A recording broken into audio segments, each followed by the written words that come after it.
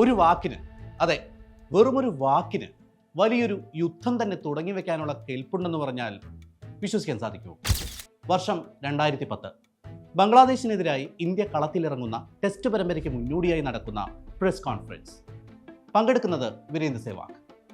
ഒരു random journalist ചോദിച്ച ചോദ്യം ഇങ്ങനെയായിരുന്നു: ബംഗ്ലാദേശിന് ഇന്ത്യയെ ടെസ്റ്റിലും സർപ്രൈസ് ചെയ്യാനാകുമോ? സെവാഗ് മറുപടി പറഞ്ഞു, അവർക്ക് വൺ ഡേ ക്രിക്കറ്റിൽ സർപ്രൈസ് ചെയ്യാൻ സാധിക്കുമായിരിക്കും, പക്ഷേ ടെസ്റ്റ് അങ്ങനെയല്ല. ഇന്ത്യയുടെ 20 വിക്കറ്റുകൾ അവർ വീഴ്ത്തുമെന്നോ? ഒരിക്കലുമില്ല. ബംഗ്ലാദേശ് വെറുമൊരു ഓർഡിനറി ടീം മാത്രമാണ്. ഈ വാക്കുകൾ തിരികൊളുത്തിയത് വലിയൊരു യുദ്ധത്തിനായിരുന്നു. 2026 ലോകകപ്പിൽ ഇന്ത്യയോടുള്ള നിസ്സഹകരണത്തെ തുടർന്ന് ബംഗ്ലാദേശ് ടൂർണമെന്റ് തന്നെ ബഹിഷ്കരിച്ചതിനും വർഷങ്ങൾക്ക് മുന്നേ തന്നെ ബംഗ്ലാദേശ് ക്രിക്കറ്റ് ടീം, അല്ല, ബംഗ്ലാദേശ് എന്ന രാജ്യം വീരേന്ദർ സെവാഗ് എന്ന ഒരൊറ്റ താരത്തിനെതിരെ പ്രഖ്യാപിച്ച യുദ്ധത്തിന്റെ കഥയാണിത്. ബംഗ്ലാദേശ് പ്രഖ്യാപിച്ചു എന്ന് പറയുന്നതിനേക്കാൾ തന്റെ റിവഞ്ച് തീർക്കാൻ കാത്തുകാത്തിരുന്ന സെവാഗ് ബംഗ്ലാദേശിനെതിരെ അങ്ങോട്ട് നടത്തിയ സർജിക്കൽ സ്ട്രൈക്ക് ആയിരുന്നു അത്. ആ റിവഞ്ച് സ്റ്റോറി എന്തായിരുന്നു എന്നറിയണ്ടേ? Let's listen the great backstory that started a massive war.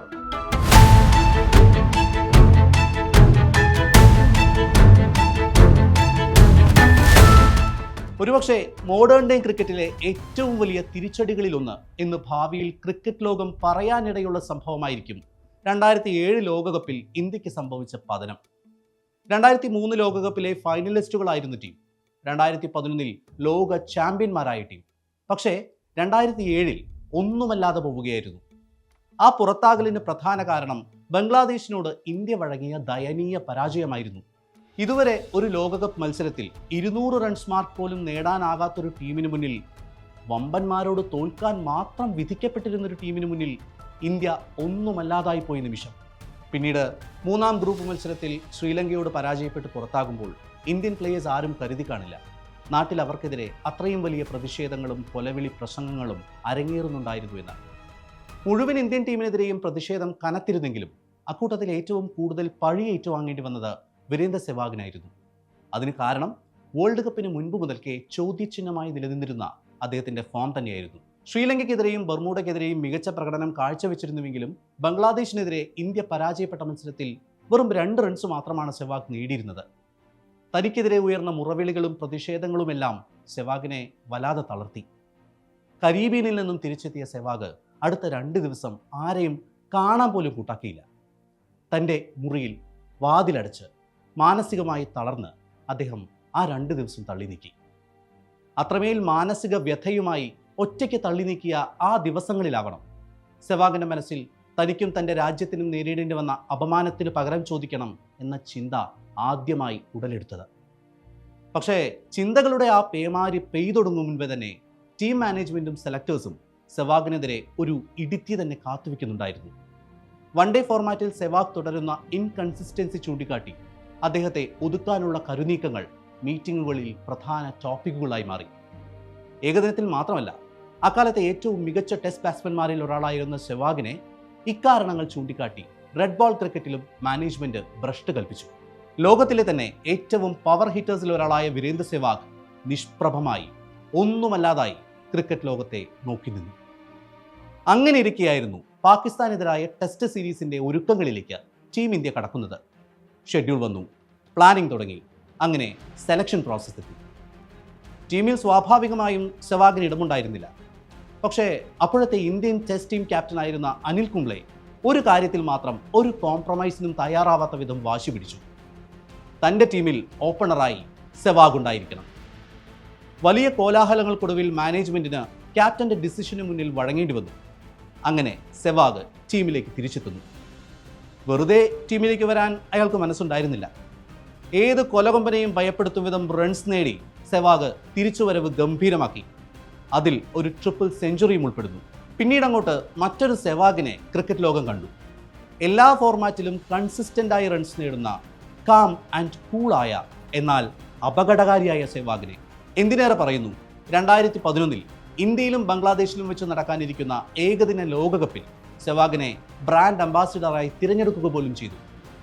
അങ്ങനെ കഴിഞ്ഞ ലോകകപ്പിൽ തങ്ങൾക്കേറ്റ ക്ഷതം മാറ്റാനായി 2011 വേൾഡ് കപ്പിനായി ഇന്ത്യ ഒരുങ്ങി തുടങ്ങി. പക്ഷേ അതിനു മുൻപ് ഇന്ത്യ ബംഗ്ലാദേശിൽ ഒരു ടെസ്റ്റ് സീരീസ് കളിക്കാൻ ഇടയാകുന്നു.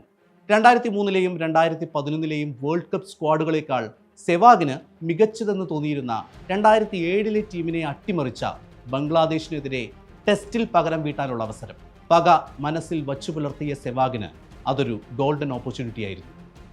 അയാൾ മനസ്സിൽ ഉറപ്പിച്ചു, this is my revenge time.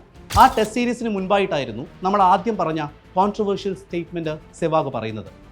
അത് ഇന്ത്യ, ബംഗ്ലാദേശ് എന്നീ രണ്ട് രാജ്യങ്ങൾക്കിടയിൽ വലിയ കോലാഹലങ്ങൾ പോലും സൃഷ്ടിച്ചു. 2011 ലോകകപ്പിലെ ആദ്യ മത്സരം ഇന്ത്യയും ബംഗ്ലാദേശും തമ്മിലായിരുന്നു. സെവാഗ് പത്രസമ്മേളനത്തിൽ ബംഗ്ലാദേശിനെ വെറുമൊരു ഓർഡിനറി ടീം എന്ന് വിളിച്ചതിൻ്റെ ആഫ്റ്റർ എഫക്റ്റുകൾ മൂലം ആ മത്സരം റദ്ദാക്കാൻ പോലും ICC ആലോചിച്ചിരുന്നു. പക്ഷേ എല്ലാ കോലാഹലങ്ങൾക്കുമൊടുവിൽ മത്സരം നടക്കുമെന്ന് ഉറപ്പായി. എന്നാൽ മത്സരത്തിന് തൊട്ടു മുൻപ് സെവാഗ് മറ്റൊരു ബോംബ് കൂടി ബംഗ്ലാദേശിന് നേരെ എറിഞ്ഞു. അദ്ദേഹം പറഞ്ഞത് ഇങ്ങനെയായിരുന്നു: അവർ ഞങ്ങളുടെ മുന്നിൽ മുട്ടുകുത്തും, നോക്കിക്കോളൂ, ഞാൻ ഈ മാച്ചിൽ 50 ഓവറും ബാറ്റ് ചെയ്യാൻ പോവുകയാണ്. This is A revenge match എന്ന്. ഇതുകൂടി ആയതോടെ ബംഗ്ലാദേശ് ആരാധകർക്ക് ഭ്രാന്ത് പിടിച്ചതുപോലെയായി. സെവാഗ് വേഴ്സസ് ബംഗ്ലാദേശ് എന്നത് ഹോട്ട് ടോപ്പിക്കായി മാറി. ബംഗ്ലാദേശിലെ മിർപൂരിൽ 25,000-ൽ പരം ബംഗ്ലാദേശ് ആരാധകർ അവരുടെ ബൗളേഴ്സ് സെവാഗിന്റെ വിക്കറ്റ് എടുക്കുന്ന ആ ഒരു നിമിഷത്തിനായി കണ്ണും നട്ട് കാത്തിരുന്നു. പക്ഷേ 50 ഓവർ ഞാൻ ബാറ്റ് ചെയ്യും എന്ന് അയാൾ വെറുതെ പറഞ്ഞതായിരുന്നില്ല. ഓപ്പണിംഗ് ബാറ്റിങ്ങിന് ഇറങ്ങിയ സെവാഗ് ഓൾമോസ്റ്റ് 50 ഓവറും ബാറ്റ് ചെയ്തു. സെവാഗിന്റെ പതനം കാണാനെത്തിയ ഓരോ ബംഗ്ലാദേശ് ആരാധകനും ഒരിക്കലും മറക്കാനാവാത്ത പ്രഹരം കൊടുത്തു. Yes, he means every single word he said. That was his revenge. Toss വീണത് ബംഗ്ലാദേശിനായിരുന്നെങ്കിലും അവർ ഇന്ത്യയെ ബാറ്റിങ്ങിന് അയച്ചു. ഇന്നിംഗ്സ് ഓപ്പൺ ചെയ്തത് സെവാഗും സച്ചിനും ചേർന്ന്. ഷൈഫുൽ ഇസ്ലാം എറിഞ്ഞ ആദ്യ പന്ത് തന്നെ സെവാഗ് തൻ്റെ സ്വതസിദ്ധമായ ശൈലിയിൽ ബൗണ്ടറി കടത്തി. ചിലപ്പോൾ അപ്പോൾ തന്നെ ബംഗ്ലാദേശ് ആരാധകർക്ക് മനസ്സിലായി കാണണം, he was up to something. പിന്നീട് മത്സരത്തിൻ്റെ ഒരു പോയിന്റിലും സെവാഗിൻ്റെ ബാറ്റിങ്ങിന് ചെക്ക് വെക്കാൻ ബംഗ്ലാദേശ് ബൗളേഴ്സിനായില്ല. എത്രയൊക്കെ ബൗളിംഗ് ചേഞ്ചസ് കൊണ്ടുവന്നിട്ടും കാര്യമില്ല, അയാൾ തൻ്റെ റിവെഞ്ച് പൂർത്തിയാക്കാനുള്ള ബീസ്റ്റ് മോഡിലായിരുന്നു. 30-ാം ഓവറിൽ സെവാഗ് തൻ്റെ സെഞ്ചുറി തികച്ചു. തുടയ്ക്ക് പരിക്ക് പറ്റിയെങ്കിലും റണ്ണറായി ഗംഭീർ കളത്തിലെത്തി. പക്ഷേ സെവാഗ് അടിച്ചെടുത്ത റൺസിൽ കൂടുതലും ബൗണ്ടറികളായിരുന്നു. ആദ്യ പന്തിൽ തുടങ്ങിയ അയാളുടെ പടയോട്ടം അവസാനിച്ചത് ഇന്നിംഗ്സിൻ്റെ 48-ാം ഓവറിൽ. 200 മിനിറ്റുകളോളം ബംഗ്ലാദേശിനെ പ്രഹരിച്ച് സെവാഗ് കൂടാരം കയറുമ്പോൾ അയാൾ അടിച്ചുകൂട്ടിയത് 175 റൺസ്. ഇന്ത്യ നേടിയതോ 50 ഓവറിൽ 370. തങ്ങളെക്കൊണ്ടാകും വിധമെല്ലാം ചേസ് ചെയ്യാൻ ശ്രമിച്ചെങ്കിലും ബംഗ്ലാദേശ് സെവാഗിന്റെ ബാറ്റിനു മുന്നിൽ നേരത്തെ അടിയറവ് പറഞ്ഞിരുന്നു. ബംഗ്ലാദേശ് ബൗളർമാർ തനിക്ക് എറിഞ്ഞ ഓരോ പന്തിലും അയാളുടെ പ്രഹരശേഷി ഇരട്ടിയാക്കിയത് ആ പ്രതികാരദാഹമായിരുന്നിരിക്കണം. 25,000-ൽ പരം കാണികളെ നിശബ്ദരാക്കി മാൻ ഓഫ് ദ മാച്ച് പുരസ്കാരം ഏറ്റുവാങ്ങിക്കൊണ്ട് സെവാഗ് ഒരിക്കൽ കൂടി മൈക്ക് കയ്യിലെടുത്തു. ഇത് എനിക്കൊരു റിവെഞ്ച് മാച്ചായിരുന്നു, ഞങ്ങളതിൽ വിജയിച്ചിരിക്കുന്നു. അവർക്ക് വൺഡേയിൽ കോമ്പീറ്റ് ചെയ്യാൻ സാധിക്കും, പക്ഷേ ഇന്ന് അടിതെറ്റിപ്പോയി. ഞാൻ പറഞ്ഞിരുന്നല്ലോ, ബംഗ്ലാദേശ് വെറുമൊരു ഓർഡിനറി ടീം മാത്രമാണ്. ആ നിമിഷം ബംഗ്ലാദേശ് എന്ന രാജ്യമൊട്ടാകെ സെവാഗിന്റെ പകയിൽ എരിഞ്ഞു തീർന്നു. അതായിരുന്നു വീരേന്ദർ സെവാഗ് എന്ന ഫിയർലെസ് ക്രിക്കറ്ററുടെ ആറ്റിറ്റ്യൂഡ്.